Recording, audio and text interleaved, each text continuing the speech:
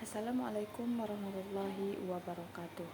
Hello everyone, we are back in the cross culture understanding course with the next material or the second material, which is about general American values.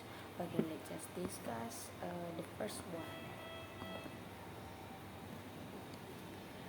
To understand the political, economic, social, and even personal behavior of any group of people, we must first know the dominant values of their culture, which are passed down from one generation to another through learning. General American Values atau nilai-nilai umum Amerika. Untuk memahami perilaku politik, ekonomi, sosial, dan bahkan pribadi dari setiap kelompok orang, kita harus terlebih dahulu mengetahui nilai dominan budaya mereka yang diturunkan dari satu generasi ke generasi lain. Next. A. Freedom. Americans commonly regard their society as the freest and best in the world. Americans' understanding of freedom is shaped by the founding fathers' belief that all people are equal and that the role of the government is to protect each person basic. Freedom atau kebebasan. Orang Amerika biasa menganggap masyarakat mereka sebagai yang terbaik dan terbaik di dunia. Pemahaman orang Amerika tentang kebebasan berbentuk oleh penderitaan pendiri bahwa semua orang sama uh, dan bahwa peran pemerintah adalah melindungi hak-hak dasar Amerika tersebut. Next. B. Individualism. Americans' notion of freedom, focus, and the individual and individualism has strong philosophical roots in America. Thomas Jefferson believed that a free individual's identity should be held sacred and that his or her dignity and integrity should not be violated. Gagasan individualism atau individualisme, gagasan kebebasan orang Amerika berfokus pada individu, dan individualisme memiliki akar filosofis yang kuat di Amerika. Thomas Jefferson percaya bahwa identitas individu bebas harus diadakan suci dan bahwa martabat dan integritasnya tidak boleh dilanggar. Next. C. Functionality.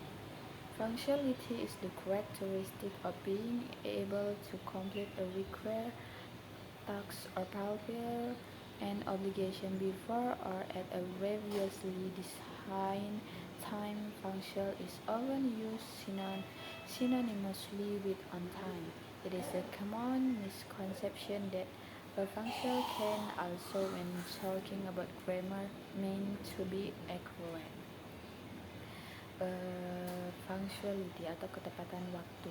Token adalah karakteristik untuk mampu menyelesaikan tugas yang dibutuhkan atau memenuhi kewajiban sebelum atau pada saat yang telah ditentukan sebelumnya.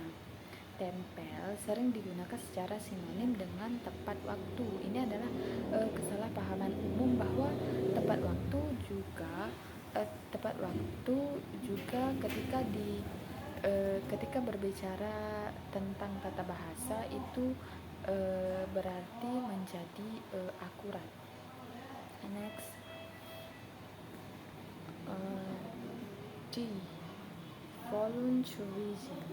Volunteering is generally considered an altruistic activity and is intended to promote good or improve human quality of life, which in return produce a feeling of self-worth and respect, but no financial gain.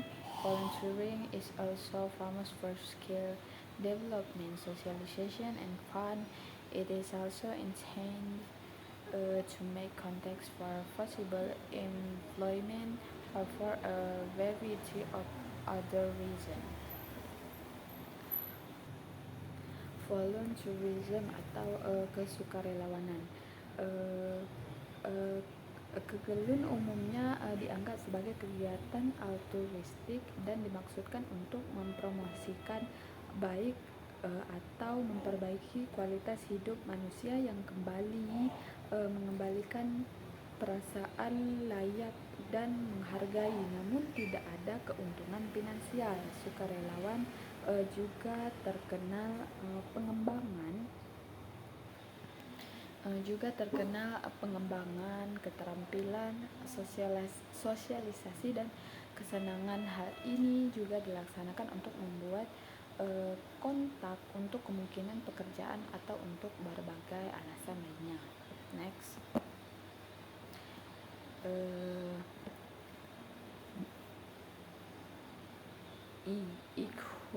Equality. We can see equality in such common practice as waiting in line.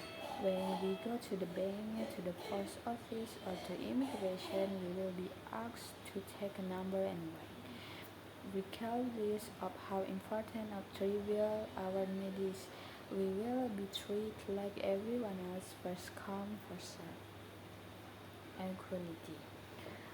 Atau kesetaraan. Kita bisa melihat kesetaraan dalam praktik umum seperti sedang menunggu ketika kita pergi ke bank, ke kantor pos atau imigrasi. Kita akan diminta untuk mengambil nomor dan menunggu terlepas dari seberapa penting atau sepele kebutuhan kita akan diperlakukan sama seperti orang lain. Pertama datang dan pertama dilayani. Next.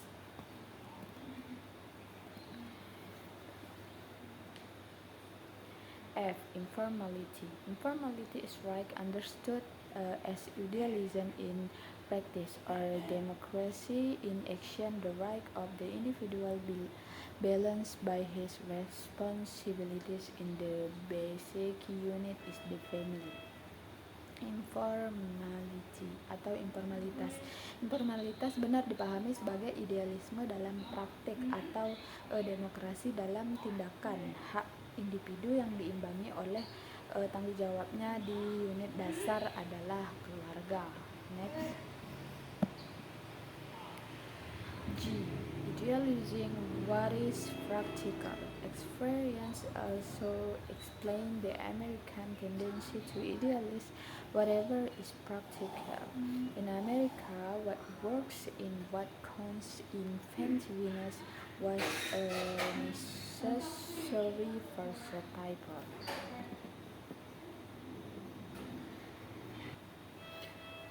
Idealizing what is practical atau mengidentifikasi apa yang praktis.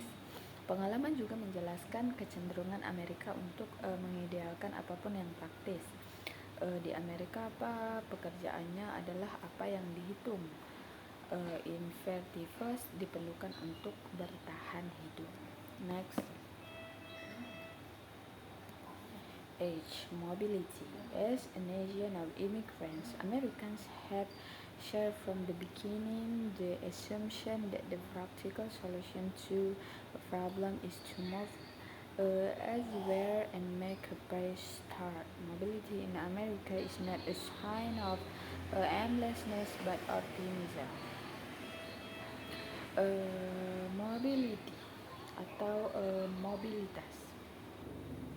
Sebagai bangsa imigran, orang Amerika telah berbagi sejak awal asumsi bahwa solusi praktis untuk masalah adalah bergerak di tempat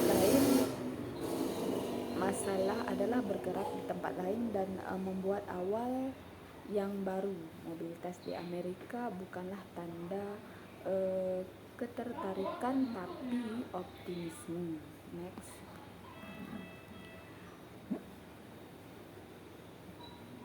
I. Progress. It is associated with the idea of freedom is the ideal of progress. The nation's progress has been measured by the taming of the frontier and industrial expansion. The desire to progress by making use of opportunities is important to Americans. In this immigrant society, Progress is personally measured as family progress over generation. Progress atau kemajuan. Hal ini terkait dengan gagasan kebebasan adalah cita-cita kemajuan. Kemajuan negara telah diukur oleh penjelasan, perbatasan, dan ekspansi industri.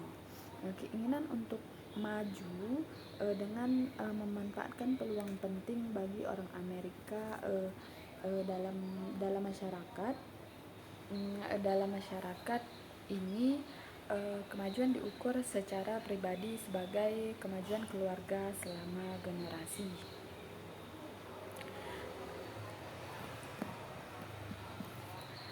Jadi kesimpulan yang dapat diambil mungkin lebih ke nilai pribadi ya, yang memiliki pengaruh besar terhadap perilaku.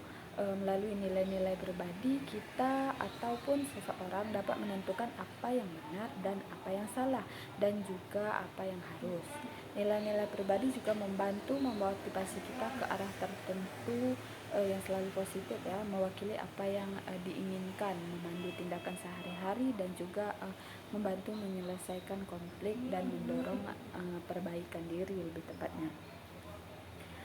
Okay, that's all I can say. More and less, I apologize and I say thank you.